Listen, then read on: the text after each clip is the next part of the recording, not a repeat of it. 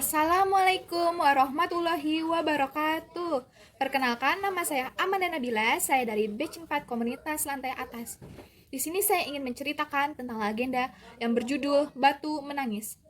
Pada zaman dahulu kala, di atas sebuah bukit yang kecil yang jauh dari permukiman penduduk di daerah Kalimantan Barat, hiduplah seorang janda yang sangat miskin bersama seorang anak gadisnya.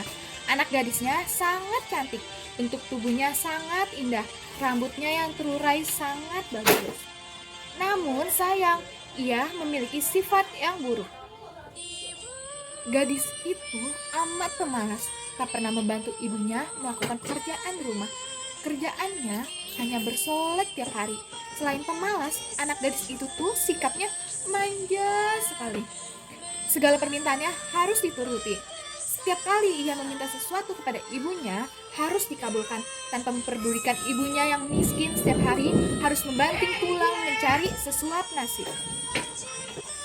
Pada suatu hari, anak gadis itu diajak ibunya turun ke desa untuk berbelanja. Letak pasar dan desa itu amat jauh, sehingga mereka harus berjalan kaki yang cukup melelahkan. Anak gadis itu berjalan melenggang dengan memakai pakaian yang bagus dan bersolek, agar orang di jalan yang melihatnya nanti akan mengagumi kecantikannya. Sementara ibunya berjalan di belakang sambil membawa keranjang dengan pakaian yang sangat dekil. Karena mereka hidup di tempat yang terpencil, tak seorang pun mengetahui bahwa kedua perempuan yang berjalan itu adalah ibu dan anak. Ketika mereka mulai memasuki desa, orang-orang desa memandangi mereka. Mereka begitu terpesona melihat kecantikan anak gadis itu, terutama para pemuda desa yang tak puas-puasnya memandang wajah gadis itu. Namun, ketika melihat orang yang berjalan di belakang gadis itu, sungguh kontras keadaannya. Hal itu membuat orang bertanya-tanya. Di antara orang yang melihat itu, seorang pemuda mendekati dan bertanya kepada gadis itu. "Hai manis, apakah yang berjalan di belakangmu itu adalah ibumu?" Bukan. Jawab gadis itu dengan mendongakkan kepalanya. "Iya, adalah budakku." Begitulah setiap gadis itu bertemu dengan seorang di sepanjang jalan yang menanyakan perihal ibunya. Selalu jawabannya itu, ibunya diperlakukan sebagai pembantu atau budaknya. Pada mulanya, mendengar jawaban putrinya yang durhaka itu jika ditanya orang, si ibu masih dapat menahan diri.